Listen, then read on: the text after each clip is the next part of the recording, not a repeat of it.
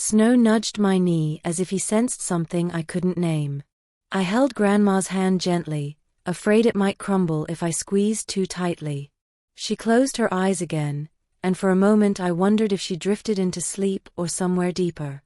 Outside, the chickens clucked nervously. The mango leaves trembled though the wind wasn't strong. Everything felt wrong. "Grandma," I whispered again, "should I call someone? Auntie Dara? The healer?" She shook her head weakly. "No need. Just stay. Talk to me." So I did. I told her about the dreams I had, the strange shape of the cloud that morning, the way Snow chased a butterfly by the well, the little things that would normally make her smile. She listened in silence, her chest rising and falling slowly, as if she was saving her last breaths for something more important than speech. After a long pause, she finally said, "Lena, you will be fine. Don't talk like that. You will learn to stand on your own. Grandma, you have a strong heart." Her fingers tightened around mine, just slightly, but it was enough to fill my eyes with tears. Snow crawled closer, resting his head on her arm, whining softly. Grandma smiled weakly. "Take care of each other." That was the moment I realized the world I knew was slipping away. Grandma grew weaker over the next few days. She insisted on staying home, and the healer came twice, giving herbs and gently massaging her wrists. But even he looked worried. Each night I slept beside her bed on a thin mat, Snow curled against my feet like a warm blanket. I listened to Grandma breathe in the dark, slow, uneven, sometimes pausing long enough to make my entire body stiffen with panic. I tried to be strong. I tried not to cry. But when the darkness grew too heavy, I buried my face in Snow's fur and let the tears fall silently.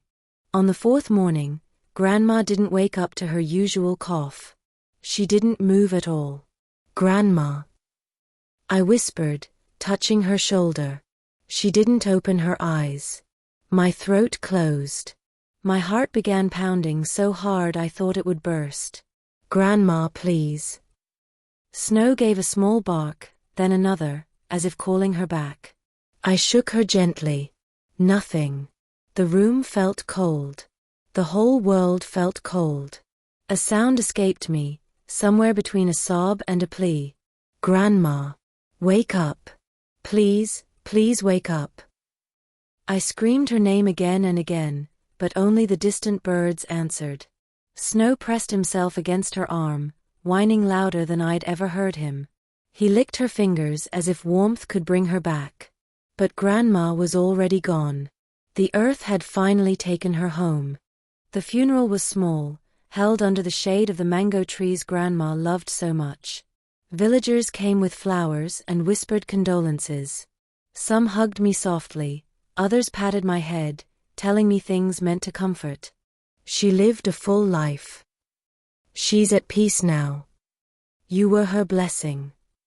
But nothing eased the ache tightened around my chest. Snow stayed beside me the whole time, refusing to move even when the monks chanted. His ears were low, his eyes dim. He understood loss in his own quiet way. When everyone left, the house felt unbearably empty. Grandma's shoes sat by the door. Her favorite cup was still on the shelf. Her blanket still smelled like jasmine. And the silence, it was too loud. That night I cried into my pillow until exhaustion pulled me into a restless sleep. Snow stayed pressed against me, guarding me from the darkness, but even he couldn't fill the space Grandma left behind. A week passed before a letter arrived from my mother.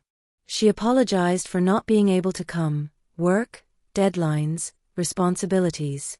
She wrote that she was sorry for my loss, and she wanted me to move to the city now more than ever. "You'll have a better life here," she wrote. "You'll have people around you. You won't be alone." But the idea of leaving Grandma's house felt like betraying her memory.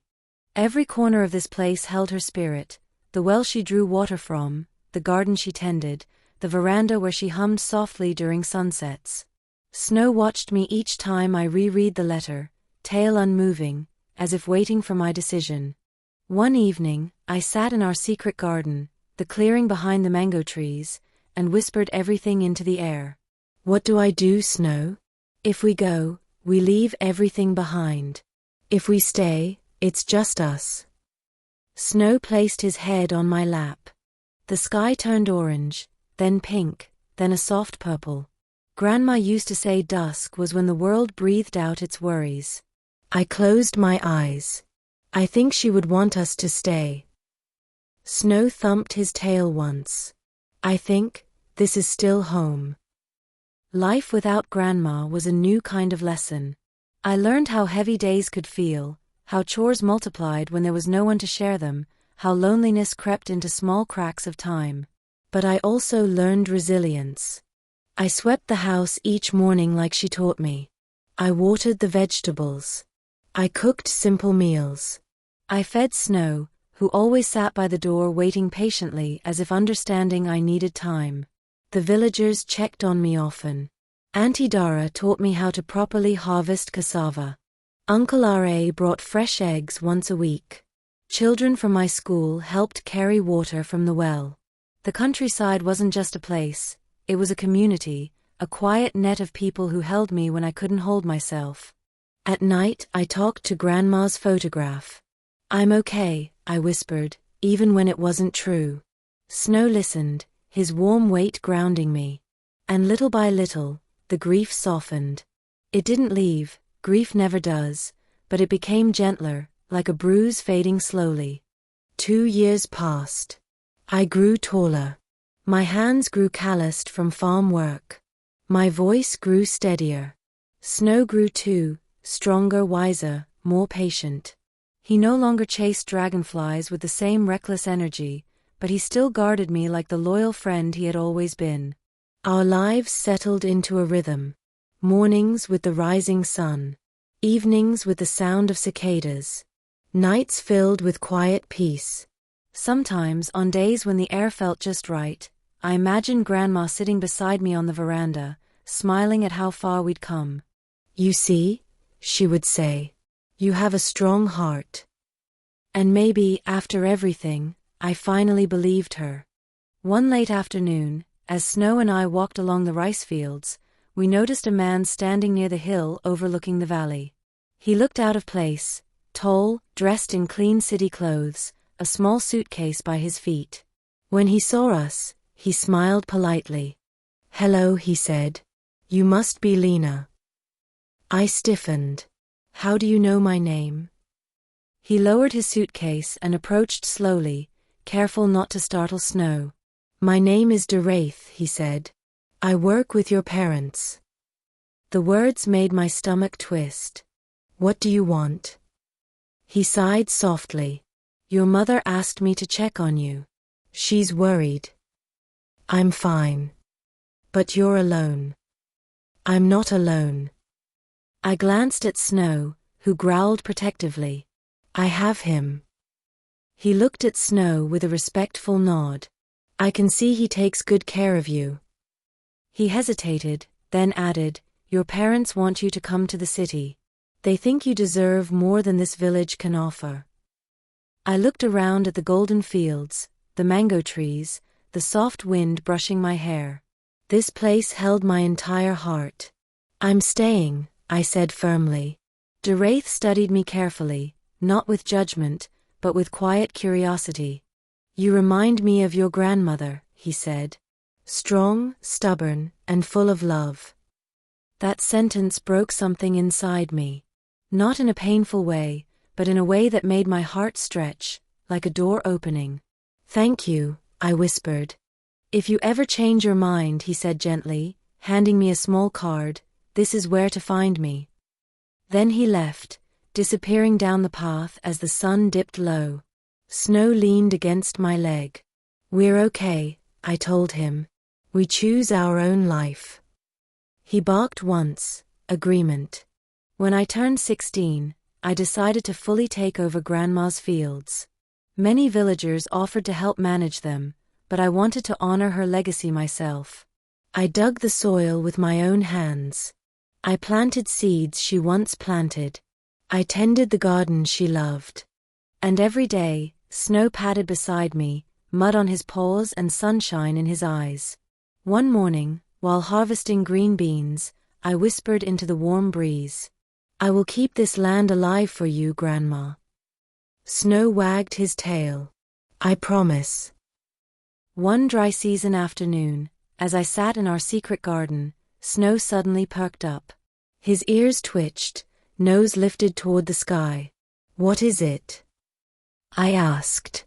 He trotted toward the clearing's edge. There between the trees stood a young man, maybe a year older than me, holding a sketchbook. He wore worn sandals and clothes covered in charcoal marks. "Oh hi," he said shyly. "I didn't mean to intrude." "It's okay," I said, though I was a little startled. "Who are you?" "My family moved into the next village," he said. "I like to sketch landscapes, and I thought this place was empty." Snow sniffed his hand, deciding whether he approved of him or not. After a long pause, Snow wagged his tail. "That means you passed the test," I said, laughing for the first time that week. He smiled. "I'm Neith." I introduced myself. We talked about the village, the fields, art, books, everything small and big. He sketched while I braided grass into rings. Snow slept between us, content. That day I realized something quietly beautiful. Life doesn't stop when someone leaves the world. It simply shifts, making space for new beginnings. Months passed. Neith became a familiar presence. Sometimes he helped me harvest vegetables, sometimes we walked to the river, sometimes we sat in quiet silence, the kind that felt comfortable. Snow loved him, perhaps because he saw how gently Neith treated everything, the earth, the trees, me. I learned that connection didn't always mean losing someone. Sometimes it meant finding another piece of yourself reflected in another soul. But no one, ever replaced Grandma. Her memory stayed alive in every sunrise, in every whisper of wind across the fields, in every mango that fell from the old trees she planted. When I turned 18, another letter came from my parents. This time, it didn't ask me to move to the city. It simply said, "We trust your heart. We are proud of you. Come visit when you're ready." I cried, not from sadness, but from relief. I folded the letter neatly and placed it beside Grandma's framed photo. "Our home is safe," I told her picture. "I'm doing okay."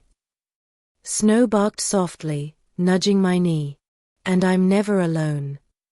Years later, when I look back on my life in the countryside, I see it clearly. A girl with bare feet running through rice fields. A grandmother with silver hair and a heart full of wisdom. A loyal dog with eyes full of love. A home carved from quiet days and deep memories. I stayed. I grew.